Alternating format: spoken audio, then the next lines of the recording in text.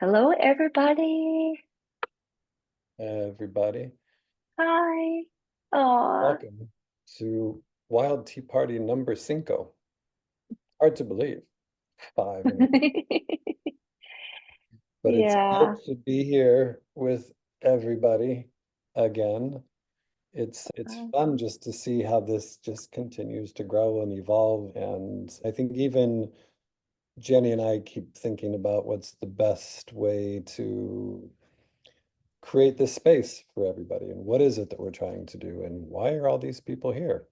So what are we doing for the community and how do we continue to grow it? But one of the ways that we like to at least kick things off is gratitude. So Jenny, what are you grateful for today? I am incredibly grateful for everything that I have. My roof over my head, it's great up, but just so grateful for my practice and also for this opportunity. I feel like this is an opportunity for me to give all of you this gift. So it's like a gift from me to you, and it just feels so good after all this time that I get to share my qigong with everybody. Todd, how about you? Super grateful for you, Jenny. And I think that a big part of the things that have been, I said I don't like this phrase, coming up for me, but that continue to come up is just the importance of building a daily practice. And I think for me in particular, it's really been just challenging, or it's just been very evident that much like a lot of things in my life, I've been dabbling in the Tao and dabbling in Hmm. Qi, as opposed to really trying to go deep. I heard somebody say not too long ago that it's always better to focus on depth as opposed to breadth. And it seems like we are a community and a society of breadth, superficial everything and a lot of those things, right? Just constant distractions all the time. And so I think for me, just grateful again, Jenny, for your example and daily practice. And you are the embodiment of a disciplined but flexible and free devotion. And I really am grateful for that and for your influence on me and for all of the work that we're doing. And I think it's exciting to see how it's evolving. And I can't wait. Like when I was at Zingerman's, we used to always say that it takes 2 years to see if a product is going to live on its own, right? Because it takes time. Like people are busy, they have busy lives. And so you and me and a half a dozen or 2 dozen people that have been with us from the beginning on here have been very instrumental in helping to shape and mold this. But I'm confident in 6 months it'll look totally different, and 6 months after that it'll look different, and just continue to get better and better with this work that we're doing. So I just super excited and very grateful for you. Just as a reminder for everybody, so we will start with a quick little welcome, and then Jenny is going to lead us in some Qigong practice. And tonight, after the practice, we're going to spend a little bit more time slowing down and diving a little bit deeper into the Tao Te Ching and start to spend a little bit more time understanding that. And we're going to take a little bit of time to look at some tea lives around the world, so a short video, but really just want to spend more time really focusing on slowing down, taking the time, creating our own practice, our own ritual with ourselves and with the work that we're doing. So with that, Jenny, I will give our little preamble if you want to get ready for teaching some Qigong. So welcome everybody to the Wild Tea Party. This is a space where tea and movement converge to bring harmony, connection, and vitality to our lives. Together, we embark on a journey inspired by the timeless wisdom of tea and the flowing energy of Qigong. Thich Nhat Hanh offers us this guiding reflection to drink your tea slowly and reverently, as if it is the axis on which the whole world earth revolves slowly, evenly, without rushing towards the future. Live the actual moment. Only this moment is life. In this spirit, each session will not only explore the mystery, mythology, and health benefits of a specific tea or herb, but also weave in the gentle practice of Qigong.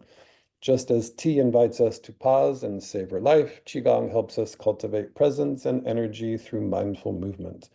Together, they create a synergy that nourishes both body and spirit, offering balance, clarity, and transformation. We are honored to have you join us tonight on our shared journey as we celebrate the simple yet profound acts that ground us in this present moment. We invite you to bring your curiosity, your open heart, and perhaps in the future a friend or two to share in this unique blend of tea and qigong. Together we'll steep ourselves in the wisdom of nature and the flow of life. Mm. Be Oh, that's so nurturing. beautiful. You That are was up. so. Oh, okay, everybody. I invite you to stand or sit. I created a very lovely, very healing, heart healing, full body nourishing routine for everyone today. With this routine, there's no need to use your imagination. What I really would love for you to do is just feel your breath, feel your body, and listen to me guide you. This is going to be a really relaxing routine. So no matter what time of the day it is, what it's going to do is connect us with the three powers. And we're going to leave feeling very whole, very calm, very grounded, but also very clear because there's a full moon and we're going to bring in the clarity of the full moon tonight. Let's stand in Wuji posture. 2 feet, nice comfortable feet, about shoulder width apart, and feel the earth and the ground underneath our feet. Let's just settle in to this posture and take a nice sigh of relief from a full day or from a full morning, whatever time of day it is where you're at. And let's put our hands on our belly and breathe. Just connect with that breath until the body settles. So just super gentle. Let your body breathe itself. Let's not make it do anything it doesn't want to. It knows how to do this.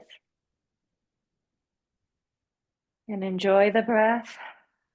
Take a couple sighs. Let the body settle. If at any time, whether I'm teaching or anybody else is teaching at any other Qigong routine, say those words to yourself. Let's breathe until the body settles. That's a nice phrase. That kind of came to me last week. Okay, let's just start moving our belly. We can start rocking, connecting with your belly. During this routine, I invite you to keep your eyes open. So we stay, a nice soft gaze is good, and I'll guide you where to place those gazes as well. This is going to be a right here, right now routine. And move our hands up to our heart. Connect with your heart. Mm-hmm. So your body will probably start waving like mine is. And it's just your body moving. Doesn't have to sync with a breath. It's just your chi rhythm. It's dancing. And connect with your heart. This is only your heart space. Only you own this space. It's always there for you. Thus you can always reconnect it whenever you want. Very good. Heart space. Okay, let's put our hand in prayer position. And we're going to connect up, keeping our hands at heart level. We'll inhale with our fingertips up and exhale with our fingertips down. So connecting up and connecting down, getting a nice stretch in those arms, up and down. We're just starting to connect with the three forces, which are heaven, human, and earth. So nature is part of human. So heaven, our nature world, and earth. Nice. You can adjust your feet, get comfy. We're pumping the heart meridians right now. And keeping your hands together, facing forward. I think it's fish swimming in the sea. So again, this is not swimming dragon. This is we're keeping the hands in front of the heart. And we're really just connecting with the rhythm of our body. And the more relaxed you are, the more chi flows. Just enjoy those hip movements. You're getting movement in your knee, both knees. You can bend a little bit if you want, but keep those hands connected to your heart. Fish swimming, it's nice. Just relax your shoulders. And smile. This is fun. Very good. Let's bring it center. And let's connect with our heart one. So just lifting your armpit up. I like to use the back or the side of my hand. You can also use your palm if you want. I just like to use like the tiger eye when I do this. And let's do the other side. Tiger's mouth, I should say. Li4.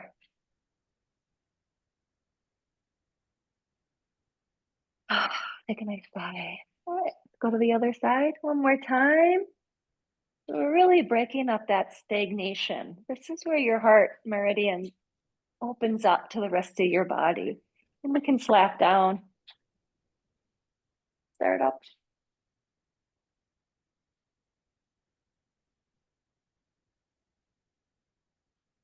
Add a whispered liver sound if you want.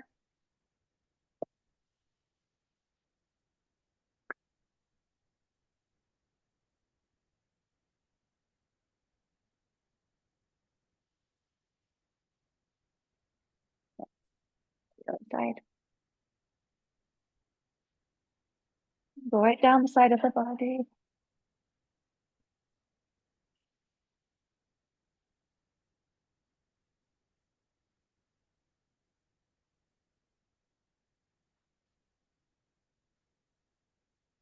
Or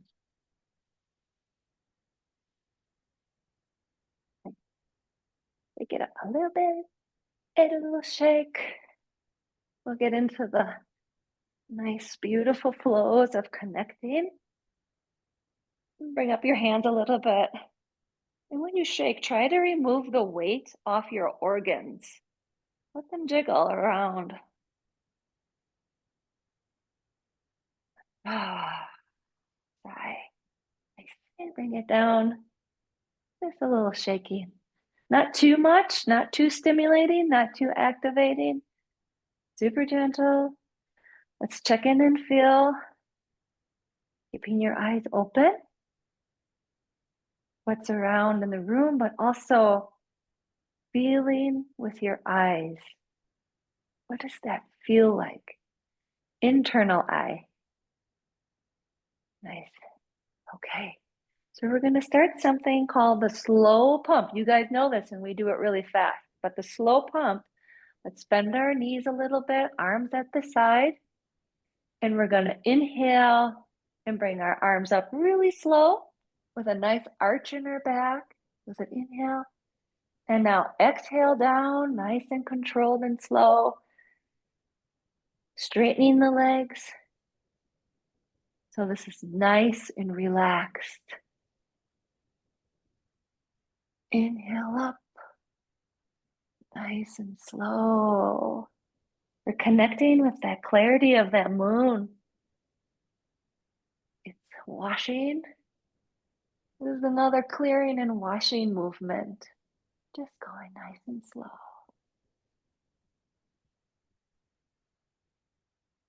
Inhale up and exhale down. Exhale down. Nice. Inhale up. Nice arch and exhale down. We're opening up the front meridians and the back meridian. And down. Just do it a couple more times. Breathe all the way up to your fingertips. One more time. In and down. Didn't feel. What does that pump feel like? It's nice. Really grounding. Okay, let's bring our arms back up. So this is called reeds in the water. And we're going to play like we're seaweed or like a reed.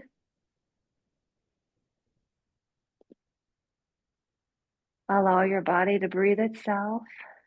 Soften your arms, soften your shoulders, get a nice sway.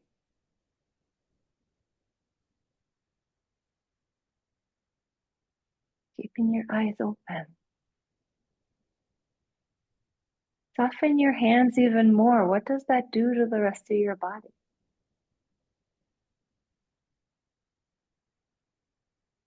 Soften your shoulders more, your jaw.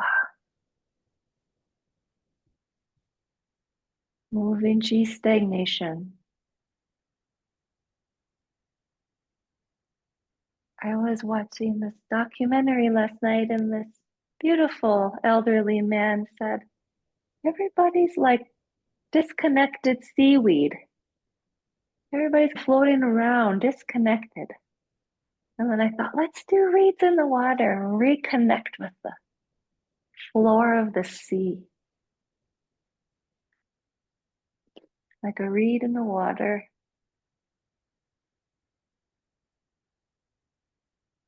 Nice. Okay, we're working on building this chi field. Let's bring it, our arms down, front of our belly.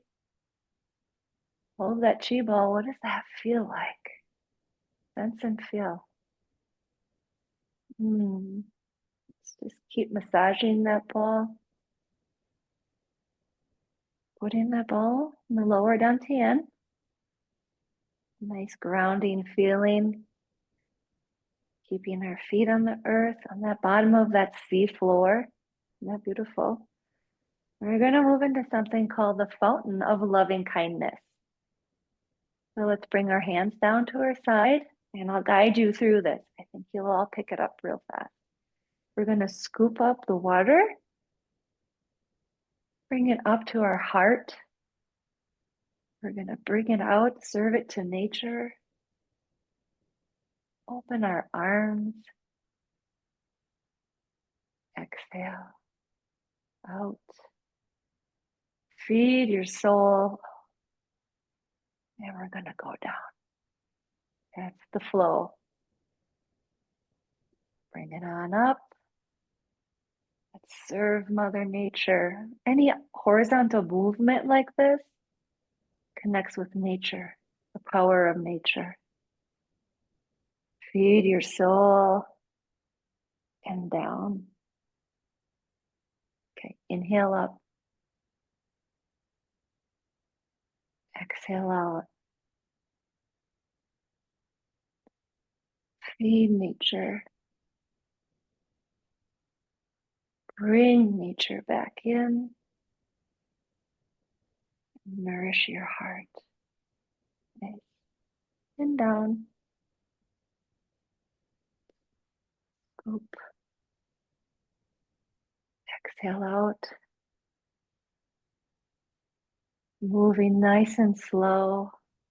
Celebrate the nature in front of you. Nice. This will be our last one. Nourish that heart. Bring it on down. Grabbing the earth element. Let's put it in our belly. Nice. Oh, yeah. That was just a really nice flow for connecting our heart. A Kan and Lee practice, actually, heart and earth. Water and earth, I should say. Okay, we're going to move into the connecting to the three powers. So let's bring our hands down to our side. Can you feel the chi in your hands now? Feel the chi in your feet, the chi in your belly. Your heart is open and warm. Now it's time to connect to the celestial so we can bring our arms out wide, the back of our hands touching. And we're going to spiral, pull that chi down to our heart level. Open up the heart. Nice. Back out again. Out to the side, connecting to nature, and then down with a nice spiral and connect to earth. Hold that posture for a second. How does that feel like? We'll do it again. Inhale up, the back of our hands. Spiral heaven down. Connect with nature, human. Out. You got this. Yeah. Out. Inhale. Exhale. Spiral and earth. Yeah. Inhale up. Exhale down. Inhale out. Exhale, celebrate Mother Nature. Down to the earth. A nice spiral. Down. One more time. Up. Celebrate the heavens. Pull down that Milky Way. Open up the heart. Give it back to Mother Nature and connect with all the nature that's around you. Connect it to the earth. The spiral. Connect. Well, let's hold it here for a second and sense that wholeness. What does that feel like? Sense of being whole. We are connected with the three forces. Our heart is open. Our grounded. Our feet are grounded. Kindi one, connecting to the Mother Earth. Let's soften and let's pull down the heavens. So with this pulling down the heavens, I want you to look up and touch your middle fingers and pull it on down through the Chong meridian, the Tai Chi pull. Once you get to your heart, bring it down to Ren 1.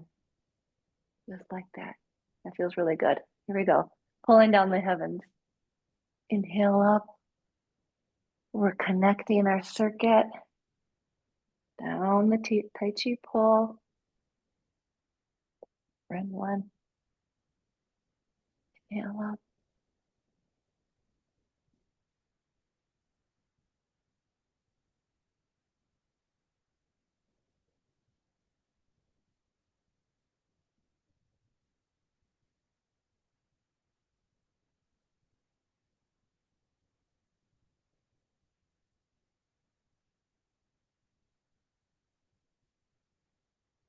One more time. With each time we go down, the more grounded, the more clear our mind is, the more nourishing our heart is. Hold it down here for a second. Feeling whole, feeling clear, and feeling the heart of loving kindness. Let's bring it on in with our hands in front of our heart. Okay. Let's connect with that Ming Men flame. So just like bamboo in the wind, the heart of loving kindness will be a dancing flame. So if we put our minds down to the lower dantian where our Ming Men is. That's the bottom part of the flame. That's our life source. And our life source flame isn't hot. It isn't angry. This life source flame is the candle in the window. It's the beacon of light. It's that soft fire in your hearth. So connect with that Ming Men fire and see how your body moves. This is your life. This is your heart.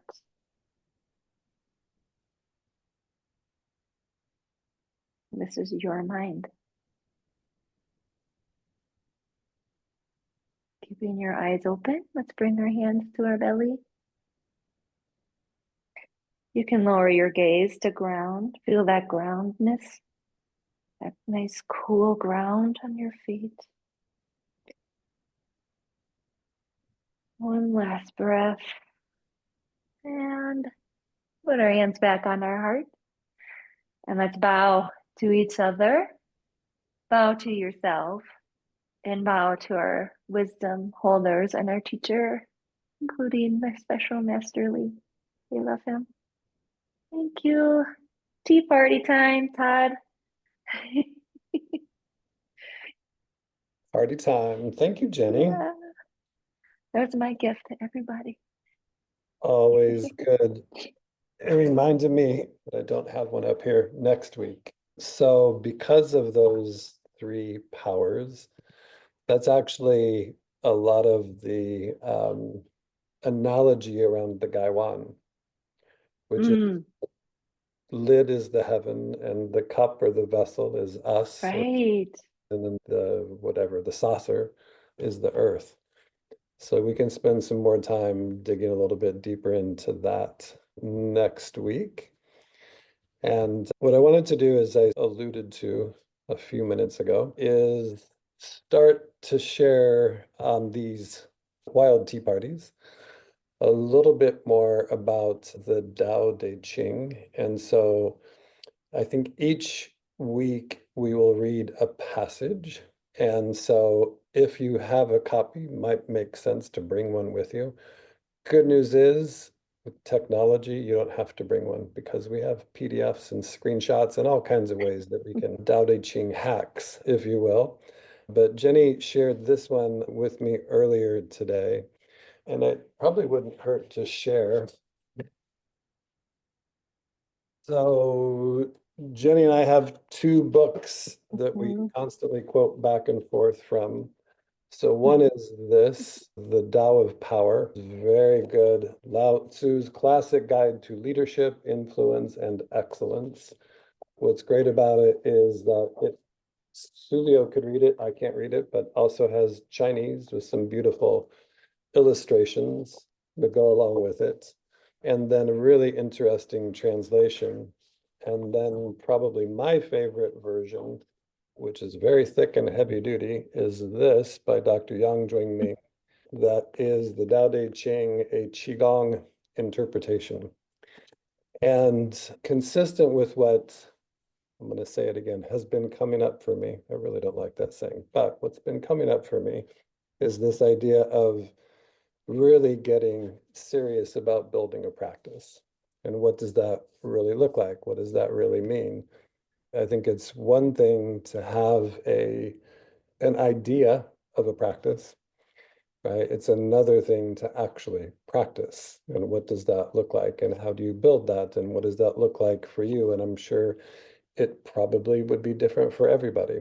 So I'm still trying to figure out for me. I know for me, it usually includes some sort of meditation, some sort of journaling, usually some tea, some sort of ritual to really slow down, which is a big part of why there is tea in the name of Qigong.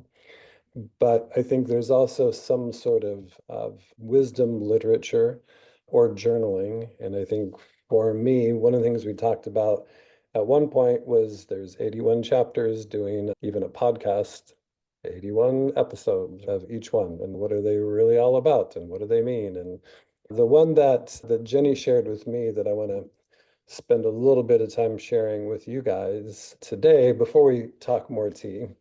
But I think it's relevant and it's consistent because a big part of what we espouse as the Qigong life is slowing down and is that introspection and really taking time to get to know who we are, to get to know ourselves. So this is from chapter 33, and I'll read a couple of different translations. I always think it's good to see what different people have to say. So the first one from Stephen Mitchell says that knowing others is intelligence, knowing yourself is true wisdom, mastering others is strength, mastering yourself is true power. If you realize that you have enough, you are truly rich. If you stay in the center and embrace death with your whole heart, you will endure forever. It reminded me, I heard somebody say the other day, the difference between intelligence and wisdom is that intelligence is knowing that a tomato is a fruit, and wisdom is knowing not to put it in a fruit salad. So if you're wanting to know the difference between intelligence and wisdom, this is the other one, chapter 33, and I forget who this is. It's one of the most recent translations, Ron Hogan, I guess, maybe a little bit more contemporary translation or more current language, maybe is a way to put it. So he says, knowing things makes you smart, but knowing yourself makes you wise. To rule others, you must be powerful, but to rule yourself, you must be strong. If you have only what you need, you have true wealth. If you never give up, you will find a way. If you stay true to yourself, you'll never be lost. If you stay alive your whole life, you've really lived. So just some things to continue to, for us to continue to talk about. And I know, Jenny, when we talked about this earlier, is the idea of we can always look outside at all of these things, but really what's important is the things that are going on the inside. Mm-hmm. So anything, I'm going to go grab this video so we can actually spend a little time about tea, but anything else that you want to add Um, to that? yeah, I was thinking about this routine for a few days. And I was like, I just really want to, and also Valentine's Day on Friday, I'm like, I just want loving kindness. But this whole routine is just about falling in love with yourself and connecting with yourself and your light, and then gifting it to Mother Nature and bringing it back in. And humans are part of Mother Nature. And in that translation, Dr. Yang Ming talks about the brightness inside of us. And that's part of the wisdom. And that fire, that flickering flame, that dancing flame is just like with such a connection to that verse. And that's why I actually brought that flickering flame in, the brightness. Yeah, such a good verse. That's Go ahead. awesome. Yeah. Awesome. So it's again, what we Calling really all tea want to be lovers, able this to one's do, for you. oops, I'll have to Ooh. get you back up, is I think that tea for me is a very easy thing to incorporate into a ritual. It's a very, and as we look at this, the last couple of weeks, we've looked at a specific type of tea. We looked at pu'er, we looked at oolong, we looked at manufacturing and the different styles of processing and oxidation and drying and fancy machines and all of that. So today I thought we could broaden our vision a little bit and see the way that tea is enjoyed around the world. And some of this you guys are probably very familiar with, some of it may be new. It's not very long. I think it's maybe 8 minutes long. So we'll get a chance to go through that. And then what I'm really curious about when we get done with this is for you guys, and we'll open up the chat so you guys can unmute and we can share different stories, but always very curious about what is your practice? Do you actually have a practice? And specifically around any of these teas, Are there any memories or traditions that you had with friends or family around teas? Because there's so many different, whether you're drinking tea with people in Turkey or Morocco or India or Japan or Uruguay, all very unique and distinctive sort of ways of celebrating all of that together. So I'll share this. We'll watch a quick little video, and then when we get back together, we'll get a chance to share with everybody. Any other thoughts or insights that we've got? Jenny, anything else before I kick this off? Oh, go for it. Excellent. All right, here we go. All right. This aromatic drink tends to be more than just a beverage. Along with health benefits, tea represents togetherness in countries around the world. Let's take a look at the different types of tea and the many traditions that are paired with it.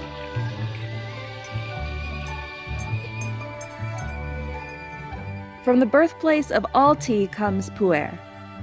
Grown for thousands of years in the Yunnan province in southwest China, where tea trees are worshipped, this tea is legendary. It's made from the leaves of a tree known as the wild old tree, and is fermented anywhere from weeks to decades. This means some pu'er can cost a fortune. The tea is typically sold as compressed cakes. Like fine wine, pu'er is best enjoyed slowly in small sips. Yerba mate is the perfect go-to when you're looking for a boost of caffeine but want to skip the coffee.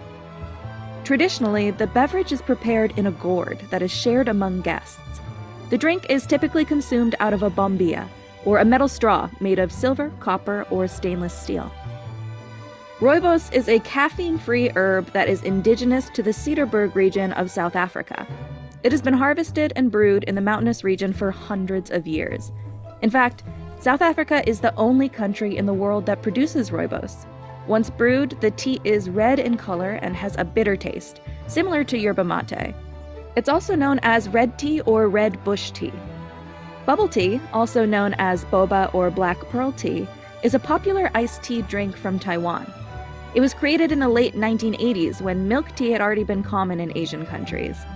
Bubble tea combines a base of milk tea, sweetener, and bubbles, which are small balls made from tapioca or fruit jelly. Bubble tea is made by shaking the iced tea-based drink with milk to produce a rich, silky texture. The air bubbles created by the vigorous shaking are an essential element of the drink.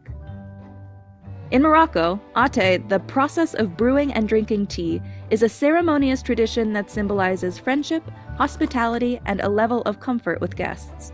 Moroccan mint tea combines a base of green tea with fresh mint leaves and sugar. The tea is poured from a height of 12 inches over the small glass, creating a foam on the top of the drink, a symbol that the tea has been brewed long enough. If there's no foam on the surface of the tea, it's returned to the pot and steeped longer. The ritual of pouring hot tea from a great height is an impressive sign of an experienced host. A London fog combines Earl Grey tea, steamed milk, and vanilla syrup. It was created in Vancouver after Mary Loria, who was pregnant at the time, requested an alternative to coffee. The drink, also known as a Vancouver fog, now has many different varieties but remains popular, especially on cold, rainy days. This berry tea is called omija cha. It's made from dried magnolia berries. Omija means 5-flavor berry, so you can expect this tea to be salty, sweet, sour, bitter, and pungent. The tea has been primarily used for medicinal purposes, such as lowering blood pressure and detoxification. Because of its vibrant color, omija cha makes a great base for fruit punch. It's typically sweetened with honey or sugar.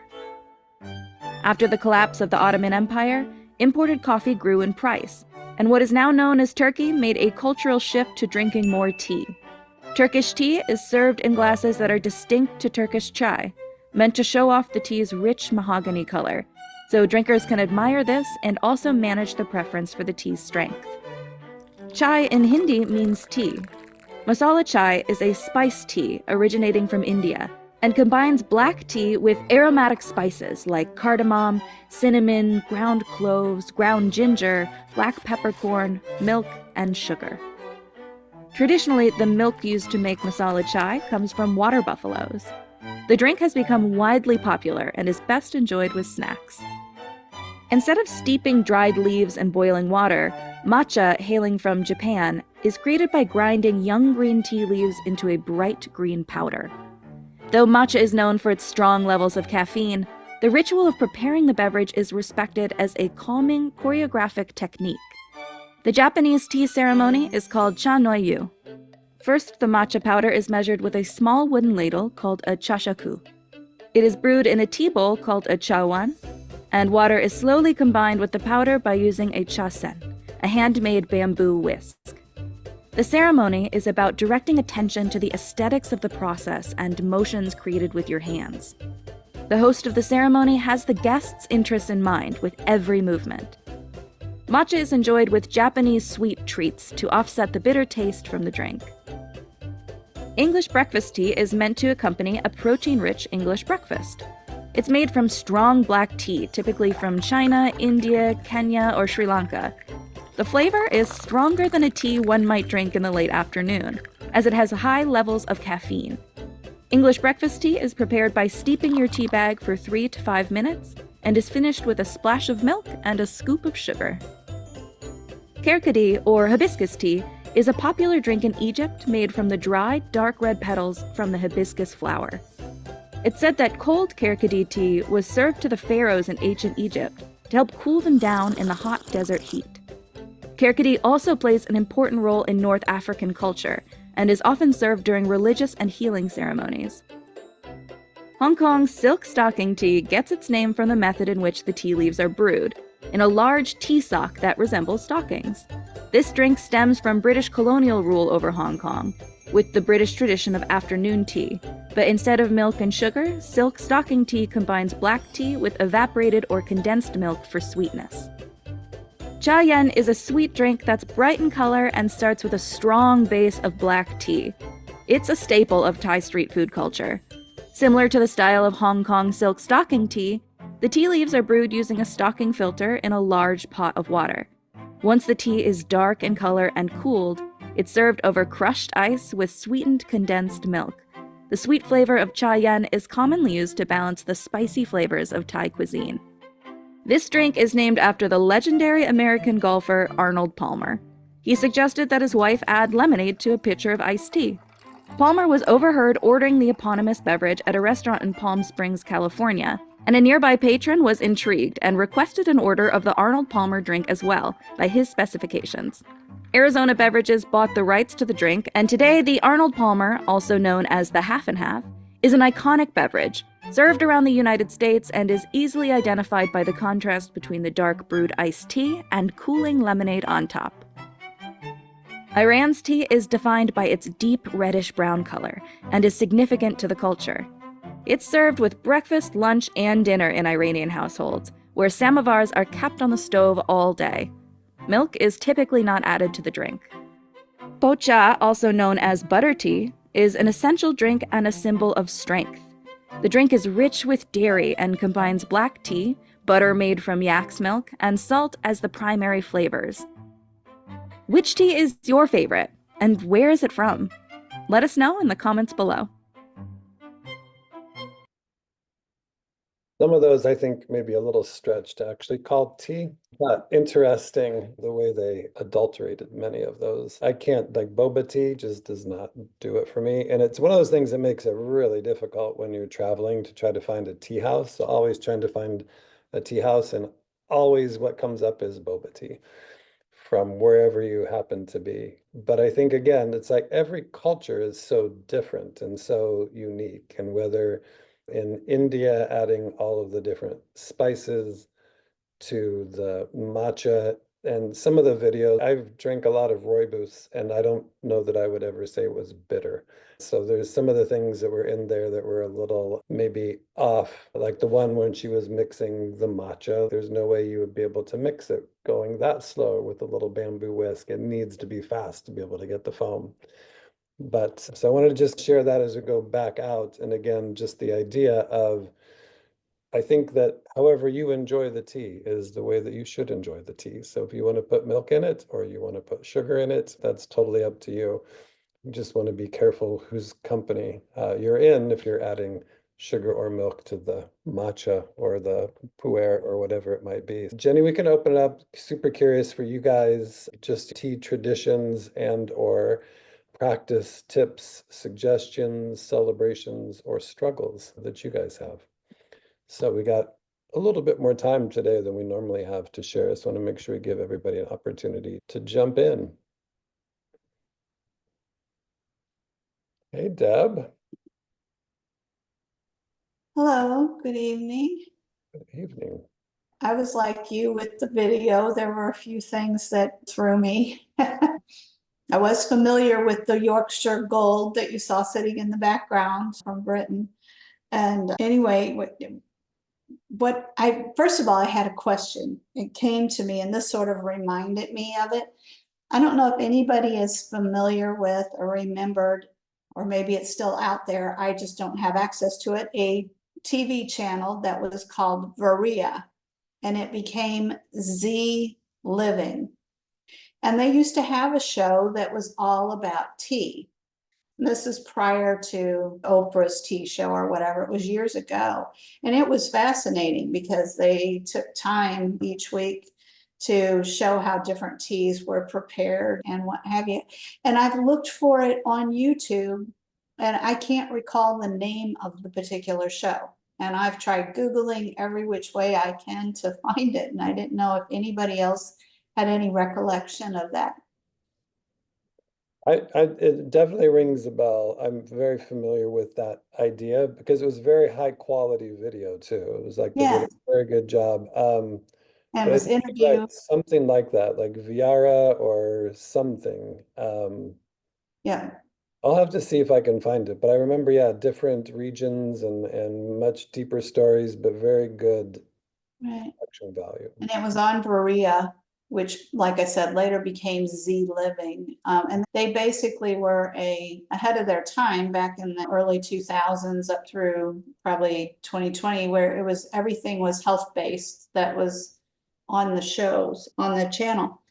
But the other thing is, you were asking about memories with tea, and immediately I just chuckled to myself because my love of tea came from my grandmother. And when I was very little, we would go to the History Museum and in different places in and around the area in St. Louis. And they had a exhibit that was from Japan. And after we finished the exhibit, we went into the gift shop, and they used to sell these little tins of loose tea, and you could get jasmine tea or different types and oolong and so on. As a treat, we purchased some of the tea, and we went home, and she got out this little tea set that she had, and we had to make tea. And by the time Grandpa came home, we were all dressed up, and we had pillows thrown on the living room floor and made him sit on the pillows while we served him tea in our version of a tea ceremony. And that whole experience, they were very good about tying things in. And so that's where my love for tea first started, and where I first had my very first cup of like jasmine tea or something. So, and she always kept this little tin sitting in the windowsill in the kitchen. And so What it a was, great memory. yeah, yes, That's awesome. That's awesome. Thanks, Deb. yeah. Yeah, I'll do some research because now I'd totally forgotten about that show. I'll see if I can find Yeah, because uh, one yeah. week they would make marsala, and another week they would be talking about oolong or rubios, and they would have people on that were from those particular regions, and they had video, but they also served the tea as they were interviewing and what have you. It was a very interesting show, and I'm like, certainly somebody has clips from it out there, so that would be nice. Yeah, That's awesome. That's awesome. Thanks, Deb. thank you.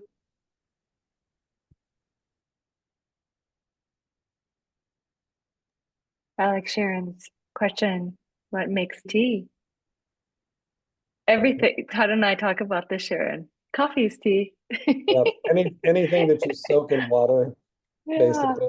Yeah, so in our Um, definition, there's the specific Camellia sinensis and all the different mm, Samaka, all the different ways that the different types of tea plants went. But I think for me, we like to have as broad a definition as possible right? Especially when you spend time in a specific industry and you always have the purists, right? That would say there's no such thing as herbal tea because it can't be herbal and be tea. It's a tisane, or right? So it's just for us, The same. put it in water and it pulls out the flavor. That's tea of some kind. So like Jenny said, I'd like to consider coffee tea. Yeah, yeah. I did when I worked for a Swedish company. We had fika every day. Fika. We had fika. It was our tea time with coffee. It was amazing. A wonderful time to stop. But looks like Moni has her Moni. hand up. Moni, Good hi. evening, everybody. Oh, Thank you, Jenny, for the beautiful gong. That was very You're nice. welcome. And thank you, Top, for the wonderful video. It actually brought something home to me because I was in Morocco in my young years, so many years ago. And it was actually exactly how he said it in the video. So I can say for Morocco, when they go up with as higher up, the higher up, the better tea person it was. So the more bubbles. And whenever you did anything, you had to first drink tea with them. mm, So if I would want to buy a pair of boots, I would have to first go in the back and have a tea with them. And it was that strong mint, and they do put quite a lot of sugar in it. Like when I got back from Morocco, I would always practice this, the higher up I could go, but I wouldn't add as much sugar.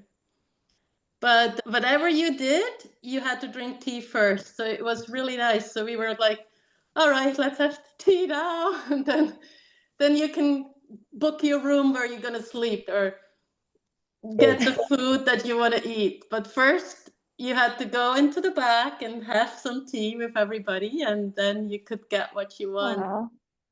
that And sounds it was very true what they said in the video about Morocco.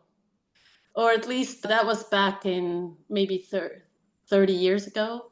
So I don't know how it is now, but we should back some take memories. a field trip and go find out. Ah, Oh, Yeah, that's amazing. yeah. So thank you for that. yeah, that's great. Thank you for sharing that. I think it's interesting. Like they only have so much data trying, I don't even know what channel that thing was for. It's called Insider Food, whatever that means. So who knows where they get all of the footage or where they get all of the facts and how all of that all comes together. But it's good to know that at least your experience, they got the Morocco one Yeah, that was accurate. just how I experienced it. That's great. Mm, That's great. And where do you live now? Where is home? Bahamas. I'm in Elufra, the Bahamas, since '94. Oh, wow. Yeah, and here we have different teas. We have more like leaves from the trees, like five fingers and just lemongrass and love wine and all kind of bush tea Yeah, that's great. for Awesome. all kind of different ailments, or you can healing herb. Yeah. Yeah. Yeah, I took my son to Jamaica for his high school graduation present. We stayed way up in the hills and went to go visit a bush doctor. And he's got this concrete pad on his porch. He's got all the herbs, everything drying out underneath the sun and all the lemongrass. And they drank a lot of hibiscus too, Mm, just to dry the hibiscus leaves and do that and use the colors for dyes and all kinds of everything. But we had mm, these two young Jamaican, they were probably, maybe they were 20, but late teens probably. And they gave us a tour up through the forest where we were. And they could point to every single plant, every single tree, and tell you if you have a stomach ache, take this one, it's poisonous. And then they have those, I forget what they called them, but look almost like little ferns and you touch them and they all close up on top of each other. I forget what that was, but you like touch it and it like has some sort of defense mechanism where it like look like little fingers that all close into each other. But I think that's like what you probably experience is a big part of what Jenny and I want to do with Qigong is like really help people understand. And what Deb does is understand these herbs, understand these plants, like what are these different medicinal properties that they have. So there's the flavor component, but then there's also what is it doing for your body? So if you have black pepper or ginger or cardamom or Yes. what are all of those things? So that's wonderful that you live there and get a chance to experience that firsthand. Yeah, and my first 20 years growing up, I grew up in Switzerland, and my mom was tending to the village herb tea garden, and she had 50 healing herbs in the garden that she would grow for the whole community. Wow. So I grew up with all you always would try first any herbs and things, and then if you need, you would go. And my favorite thing that she does is, and she combines different herbs to make, like you say, for stomach ache, for headache, for menstrual pain, and things like that.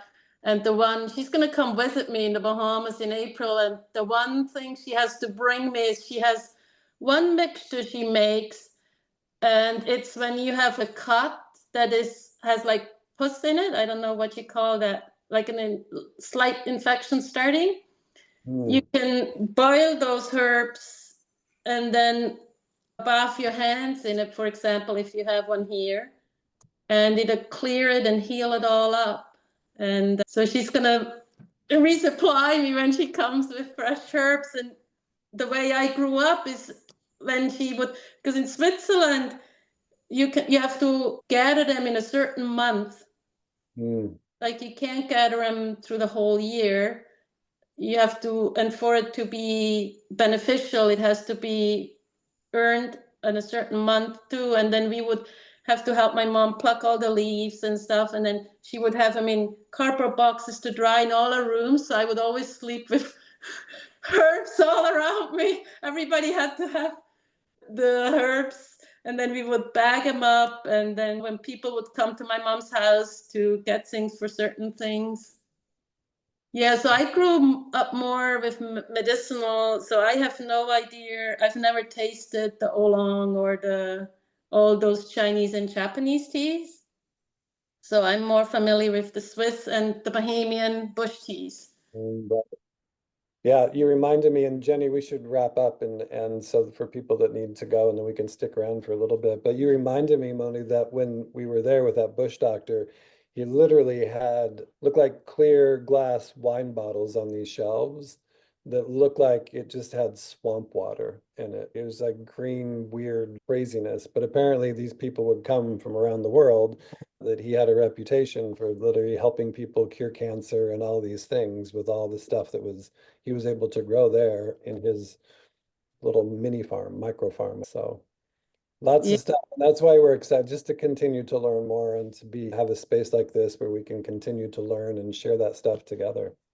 Yeah, and then some of the herbs my mom needed would only grow up in the mountains, and we would go hiking, and she would have different bags in her backpack, and then she says, "All right, here, everybody gather this type now," and then everybody gather this type now, and then we would carry it all down the mountains. Oh, that's That was awesome. wonderful memories, yeah. Yeah. You were Those are blessed. dreamy. Yeah. Absolutely. I love that, Moni. Yeah. Awesome. Thank you, Aw. everybody. We appreciate you guys being here and your support. Lots more announcements and other things as we continue to grow and evolve and set out on a few other different projects, and whether it's teaware or Qigong classes with Jenny or other things. But we appreciate you guys being here as founding members of the Wild Tea Party. Yay. Yay. Aw. Oh, I love it.